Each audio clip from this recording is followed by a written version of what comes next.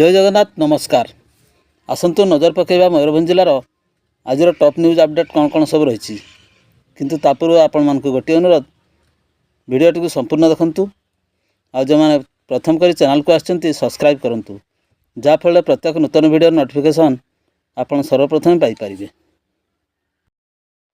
आज प्रथम खबर कुलियाला स्थित स्वास्थ्य केन्द्र को परिदर्शन कले बांगरीपसी विधायिका संजली मुर्मू। बांगरीपसी विधायिका मंगलवार दिवा 11 घटिका समय कुलियाला स्थित स्वास्थ्य केन्द्र को अचानक परिदर्शन करी रोगी मानक मिलुवा सुविधा विषय रोगी मानक सह आलोचना करथिले। स्वास्थ्य केन्द्र को बुली देखा सहित स्वास्थ्य केन्द्र विभिन्न समस्या संपर्क में स्वास्थ्य केन्द्र अधिकारी सह आलोचना करथिले। परवर्ती खबर बैसिंगा थाना अधीन कलमा पंचायत पुरुषोत्तमपुर ग्राम में किछि लोक मंगलवार अपराह्न 3टा समय एक हरिण को कांति महिषपुर सीमा पटा जंगल में गोड़ाई गोड़ाई धनुतीर साहाय्य शिकार कर गाड़ी में बही नेबार भिडियो भाइराल होगा पर बेतनटी वन विभाग पक्षर चढ़ाऊ कर 2 अभियुक्त को गिरफ्त करने सहित मोटरसाइकिल को जबत कराई। गिरफ अभियुक्त मैंने होती पुरुषोत्तम ग्राम दुर्गा ओरफ दारोगा मारांडी सोरेन हांसदार पुओ हरि हांसदा। सूचना मुताबक एक हरिण गाँव को पशि आसुवा बेले हरि दुर्गा ओरफ दारोगा अनंत माझी प्रमुख हरिण को शिकार करने दौड़ाई थे। हरिणटी जीवन बंचाई दौड़ी जाउथवा बेले कांति महेशपुर सीमांतवर्ती पटास जंगल में तीर मारी शिकार करते। यापर कांडन माझी नाम पंजीकृत ऑडी 11F0049 नंबर विशिष्ट मोटरसाइकेल रे हरिण को लदी पलाई जाइथिले। यार एक वीडियो भाइराल होगा पर बेतनटी रेंजर मनोहर खां वनपाल सुशांत सिंह प्रमुख अधिकारीगण सदल बड़े घटनास्थल में पहुंची सर्च ऑपरेशन आरंभ करते।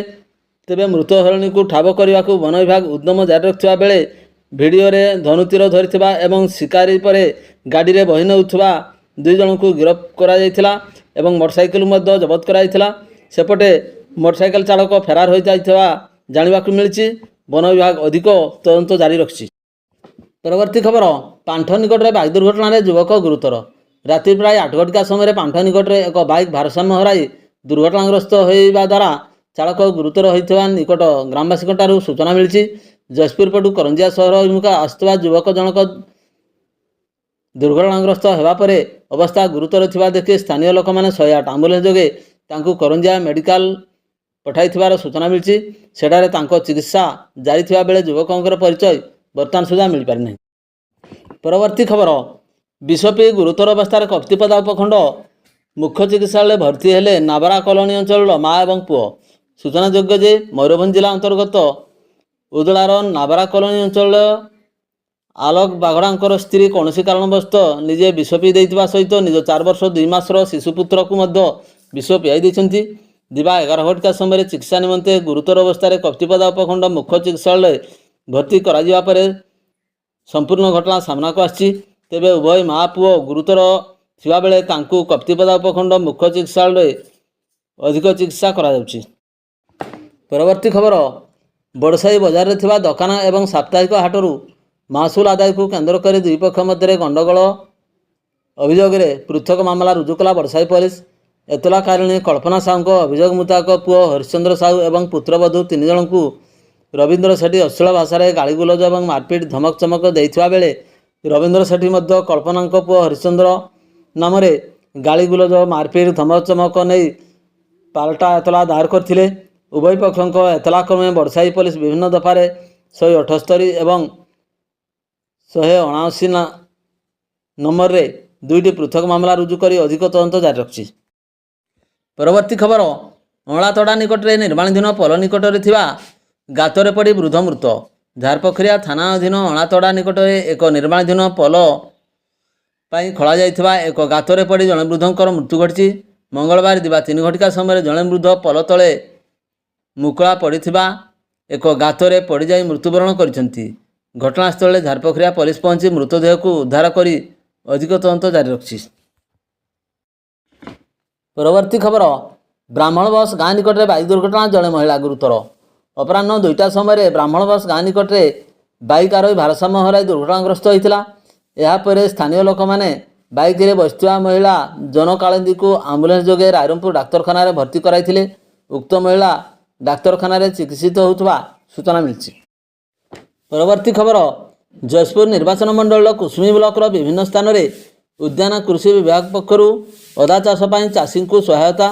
ମୟୂରଭଞ୍ଜ ଜିଲ୍ଲାର ଜୟପୁର ନିର୍ବାଚନ ମଣ୍ଡଳର କୁସୁମୀ ବ୍ଲକ ଅଧୀନ ବିଭିନ୍ନ ସ୍ଥାନରେ ଜିଲ୍ଲା କୃଷି ଉଦ୍ୟାନ ବିଭାଗ ପକ୍ଷରୁ ଅଦା ଚାଷ କରିବା ପାଇଁ ବିଭାଗ ପକ୍ଷରୁ ବିଭିନ୍ନ ପ୍ରକାର ସୁବିଧା ଯୋଗାଇ ଦିଆଯାଇଥିଲା।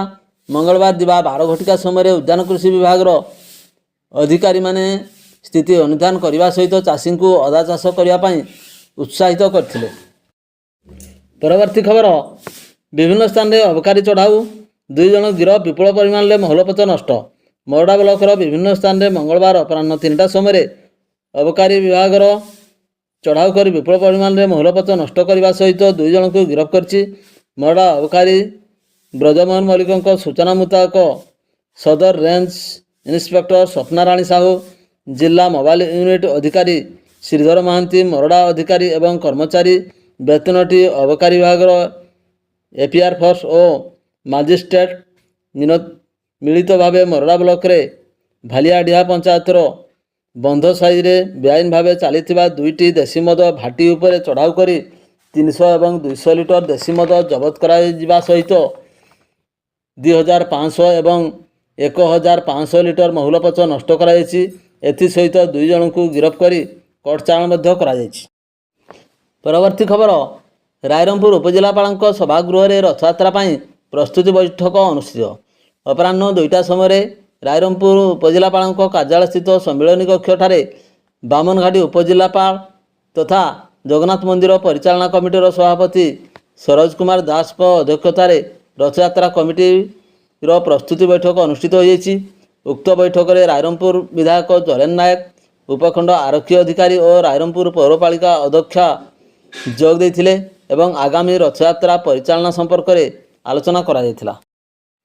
ପରବର୍ତ୍ତୀ ଖବର, ଫାଇନାନ୍ସିଆଲ କ୍ଲବର ହ୍ୱାଟ୍ସଆପ୍ ଗ୍ରୁପରେ ଅନଲାଇନ୍ ଟ୍ରେଡିଂ ପାଇଁ 34,44,000 ଟଙ୍କା ଲଗାଣ କରି ଜଣେ ଡାକ୍ତର ଠକାମିର ଶିକାର ହୋଇଥିବା ଅଭିଯୋଗ ହୋଇଛି। ସ୍ଥାନୀୟ ଜିଲ୍ଲା ସଦର ମହକୁମା ଡାକ୍ତରଖାନାର ଜଣେ ବରିଷ୍ଠ ଚିକିତ୍ସକ ଅଭିଯୋଗ କ୍ରମେ ସ୍ଥାନୀୟ ସାଇବର ଥାନାରେ ସୋମବାର 14/2024 ନମ୍ବରରେ ଏକ ମାମଲା କରାଯାଇ ପ୍ରଯୁକ୍ତିବିଦ୍ୟା ଆଇନର 66C ସହିତ IPC 417, 419, 420 ଦଫାରେ ରୁଜୁ ହୋଇଛି।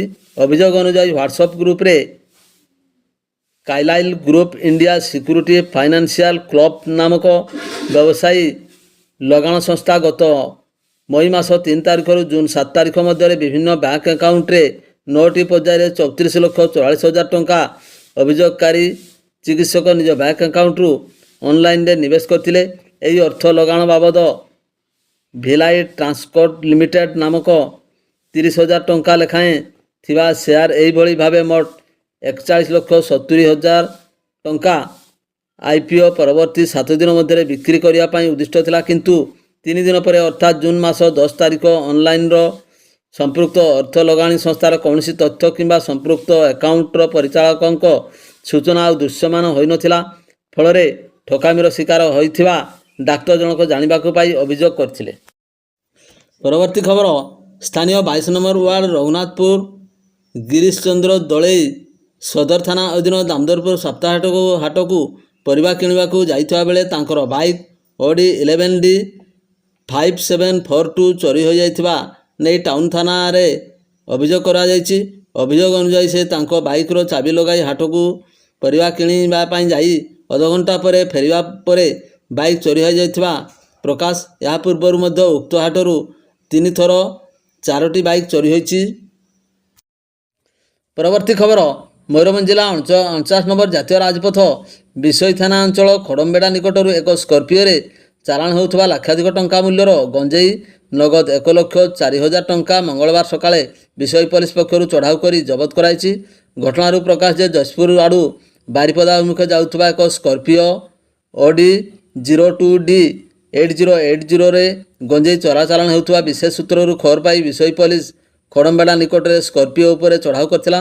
ଏଥିରେ ଚୋରାଚାଲାଣ ହେଉଥିବା 39 କିଲୋ 400 ଗ୍ରାମ ଗଞ୍ଜେଇ ଥିବା ଜଣାପଡ଼ିଥିଲା। ଏହି କାରବାରରେ ସମ୍ପୃକ୍ତ 4 ଜଣ ବାରିପଦା ସଦର ଥାନା ଇଟାମୁଣ୍ଡି ଗ୍ରାମର ପାଗଲୁ ନାୟକଙ୍କର ପୁଅ ସୁଜିତ ବୟସ 29 ବର୍ଷ। କୁଡ଼ିଅଣା ଥାନା ପଳାଶବଣୀ ଗ୍ରାମର ଧରଣୀଧର ବେହେରାଙ୍କର ପୁଅ ହରିଶଙ୍କର ବୟସ 35 ବର୍ଷ। ଶୁଳିଆପଦା ଥାନା କାଳିମହୁଲି ଗ୍ରାମର ବିଭୂତି ଭୂଷଣ ଜେରାଙ୍କର ପୁଅ ବିବେକାନନ୍ଦ ବୟସ 24 ବର୍ଷ। ବେତନଡି ଥାନା ବଳିଆ ଗ୍ରାମର ଅନାଦି ନାୟକଙ୍କର ପୁଅ ବିଜୟ ବୟସ 35 ବର୍ଷଙ୍କୁ ଗିରଫ କରାଯାଇ କୋର୍ଟ ଚାଲାଣ କରାଯାଇଛି। ଏମାନଙ୍କଠାରୁ ନଗଦ 1,04,000 ଟଙ୍କା ଜବତ କରାଯାଇଛି। ଜବତ ହୋଇଥିବା ଗଞ୍ଜେଇର ମୂଲ୍ୟ ପାଖାପାଖି 4 ଲକ୍ଷ ଟଙ୍କା ହେବ ବୋଲି ବିଭାଗ ସୂତ୍ରରୁ ପ୍ରକାଶ। ବିଷୟୀ ଥାନା ଅଧିକାରିଣୀ ମିନି ଭୋଇଙ୍କ ନିର୍ଦ୍ଦେଶ କ୍ରମେ ଏଏସ୍ଆଇ ଘନଶ୍ୟାମ ମଲ୍ଲିକ ଘଟଣାସ୍ଥଳରେ ଅଧିକ ତଦନ୍ତ ଚଳାଇଛନ୍ତି। କେସ୍ ନମ୍ବର 114/24ରେ ଏକ ମାମଲା ରୁଜୁ କରି ଅଧିକ ତଦନ୍ତ ଜାରି ରଖିଛନ୍ତି। ଭିଡ଼ିଓଟିକୁ ଶେଷ ପର୍ଯ୍ୟନ୍ତ ଦେଖିଥିବାରୁ ଅନେକ ଧନ୍ୟବାଦ।